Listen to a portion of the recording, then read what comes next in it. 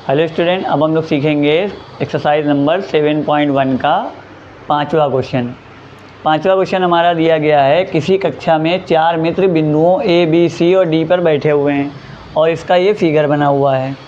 जैसा कि आकृति में दर्शाया गया, चंपा और चमेली कक्षा के अंदर आती हैं और कुछ मिनट तक देखने के बाद चंपा चमेली से पूछती है, क्या तुम नहीं सोचती हो कि ABCD एक वर्ग है? चमेली इससे सहमत नहीं है। दूरी सूत्र का प्रयोग करके बताइए कि इनमें कौन सा सही है। अब देखिए, 4 लोग यहाँ पर बैठे हुए हैं, पहला A, B, C और D। तो ये हमारा जो है ये स्तंभ दिया गया है और ये पंक्ति दी गई है। तो ये अक्ष की तरीके काम करते हैं। ये X अक्ष होता है स्तंभ वाला, और पंक्ति वाला जो है ये Y अक्ष होता है। इसको हॉरिजॉन्टल लाइन पे X अक्ष होता है और वर्टिकल लाइन पे हमारा Y एक्सिस होता है। तो A बिंदु है, A बिंदु के लिए देखिए पहले हम लोग इधर गिनेंगे 1 2 3, X की तरफ 3 खाने पड़े और ऊपर 1 2 3 4। इसके मतलब हो गया कि हमारे A के निर्देशांक हो गए 3,4। अब उसके बाद आ गया B बिंदु के लिए 6 और ऊपर हम लोग गिनेंगे तो ये 7 है। तो B पॉइंट हो गया हमारा 6,7।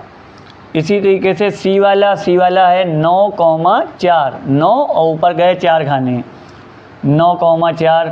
इसी तरीके से हमारा D वाला है, D वाले में है 6 और ऊपर की तरफ 1 खाने गए हैं। तो ये हो गया 6,1। तो ये हमारा जो है A, B, C और D की वैल्यू हमने इससे निकाल ली।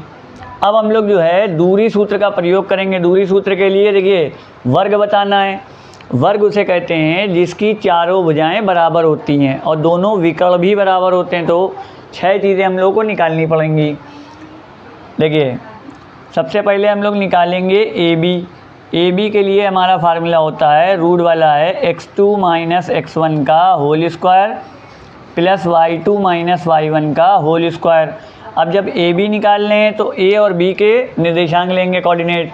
तो ये x1 y1 हो गया और ये x2 y2 हो गया। x2 की जगह पे लिखा 6 और x1 की जगह पे हो गया हमारा 3 का होल स्क्वायर प्लस y2 की जगह हो गया हमारा 7 और y1 की जगह पे हो गया हमारा 4 का होल स्क्वायर। अब 6 में से जब 3 को घटाएंगे तो ये हो जाएगा हमारा 3 का होल स्क्वायर। 7 में से 4 को घटाएंगे तो ये हो जाएगा हमारा 3 का होल स्क्वायर। 3 का स्क्वायर हो गया हमारा 9 और ये भी 3 का स्क्वायर हो गया 9, 9 9 हो गया हमारा 18। और 18 का जब हम लोग रूट निकालेंगे तो ये हो जाएगा 3√2 मात्रक। इसी तरीके से अब हम लोग निकालेंगे BC।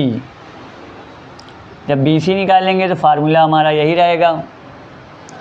अब BC निकालने के लिए B और C वाले निर्देशांक लेंगे। तो देखिए, यहाँ पर लिखा पहले हम लोगों ने x2 - x1 का whole square plus y2 - y1 का होल स्क्वायर। रूट का साइन ऐसे ही रहेगा। x2 की जगह पे हम लोगों ने लिखा 9 और x1 की जगह पे लिख दिया 6 का होल स्क्वायर। y2 की जगह पे लिख दिया 4 और y1 की जगह पे लिख दिया हम लोगों ने 7 का होल स्क्वायर। तो ये 9 में से 6 को घटाएंगे तो ये हो जाएगा 3 का होल स्क्वायर और 4 में से 7 घटेगा नहीं, 7 में से 4 घटाएंगे तो ये हो जाएगा 3, बड़ी संख्या माइनस की, साइन माइनस का। अब 3 का स्क्वायर हो गया हमारा 9 और -3 का स्क्वायर भी हो गया 9, माइनस माइनस प्लस हो जाता है, 9 9 हो गया 18। अब 18 का रूट हो जाएगा हमारा 3√2 मात्रक। इस तरीके से हम लोगों ने BC निकाल लिया। अब हम लोग निकालेंगे CD। जब CD निकालेंगे तो यहाँ पर लिखा हम लोगों ने रूट x2 - x1 का whole square plus y2 - y1 का होल स्क्वायर। अब देखिए, रूट ऐसे ही रहेगा। फिर से अब CD निकाल लें तो ये x1 y1 हो जाएगा और ये x2 y2 हो जाएगा। तो x2 की जगह पे लिखा हम लोगों ने 6 और x1 की जगह पे लिख दिया 9 का होल स्क्वायर। y2 की जगह पे लिखा 1 और y1 की जगह पे हो गया हमारा 4 का होल स्क्वायर। 6 में से 9 घटेगा नहीं, 9 में 6 जाएगा तो ये हो जाएगा -3 का होल स्क्वायर, बड़ी संख्या माइनस की है। 4 में से 1 गया 3, यहाँ पर भी बड़ी संख्या माइनस की है। 3 का स्क्वायर -3 का स्क्वायर 9, -3 का स्क्वायर 9, 9 9 हो गया हमारा 18। 18 का यहाँ पर भी आ गया 3√2 मात्रक। इसी तरीके से हम लोग निकालेंगे AD या DA भी लिख सकते हैं। AD निकाला रूट x2 - x1 का whole square plus y2 minus y1 का होल स्क्वायर। रूट हमारा ऐसे ही रहेगा। एक्स देखिए a और d निकाल लें तो ये x1 y1 हो जाएगा और ये हमारा x2 y2 हो जाएगा। तो x2 की जगह पे लिख दिया हम लोगों ने 6 और x1 की जगह पे लिखा हम लोगों ने 3 का होल स्क्वायर। फिर y2 की जगह लिखा 1 और y1 की जगह पे लिख दिया 4 का होल स्क्वायर।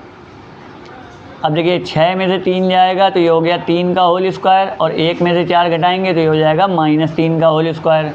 3 का स्क्वायर हो गया 9 प्लस 9, 9 9 हो गया हमारा 18 और 18 का फिर से निकल आया हमारा 3√2 मात्रक।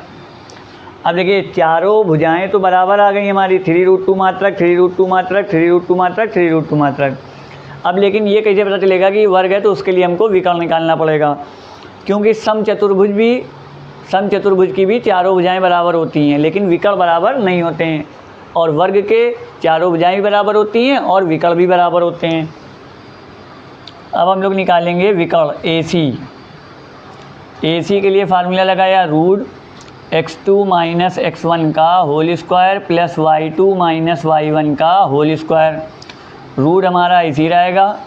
x2 की जगह पे देखिए AC निकाल लें, अब A और C वाले लेंगे तो ये x1 y1 हो जाएगा, ये x2 y2। तो x2 की जगह पे हो गया हमारा 9 और x1 की जगह पे हो गया हमारा 3 का होल स्क्वायर। y2 की जगह पे हमारा 4 हो गया और इधर भी 4 हो गया, ये हो गया 4 माइनस 4 का होल स्क्वायर। y2 की वैल्यू भी 4 है और y1 की वैल्यू भी 4 है। तो 9 में से 3 गया 6 का होल स्क्वायर और 4 में से 4 गया 0 का होल स्क्वायर। 6 का स्क्वायर हो गया 36 प्लस 0, ये हो गया हमारा रूट 36 और 36 का हो गया हमारा 6 मात्रक।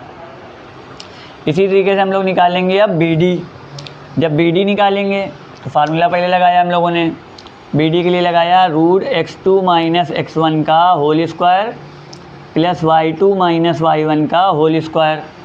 रूट ऐसे ही रहेगा BD के लिए B और D, तो ये x1 y1 हो गया और ये x2 y2 हो गया, तो ये हो गया हमारा 6 x2 की वैल्यू और x1 की वैल्यू भी है 6, तो ये हो गया 6 माइनस 6 का होल स्क्वायर और y2 की वैल्यू है 1 और y1 की वैल्यू है 7, 1 माइनस 7 का होल स्क्वायर। 6 में से 6 गया 0 का होल स्क्वायर और 1 में से 7 को माइनस करेंगे -6 का होल स्क्वायर। 0 का स्क्वायर 0 रहेगा, -6 का हो गया 36, माइनस माइनस प्लस हो जाता है और ये हो गया रूट 36। रूट 36 की वैल्यू हो गई हमारी 6 मात्रक। अब देखिए चारों भुजाएं AB BC CD और DA हमारी बराबर आ गई, AC और BD भी हमारी बराबर आ गई। तो यहाँ पर हम लोग लिखेंगे चूँकि AB बराबर BC बराबर CD बराबर AD तथा AC बराबर BD, अतः बिंदु एक वर्ग के शीर्ष हैं, एक वर्ग के शीर्ष हैं। अब देखिए जब ये वर्ग निकल आया, अतः जो है चंपा सही है।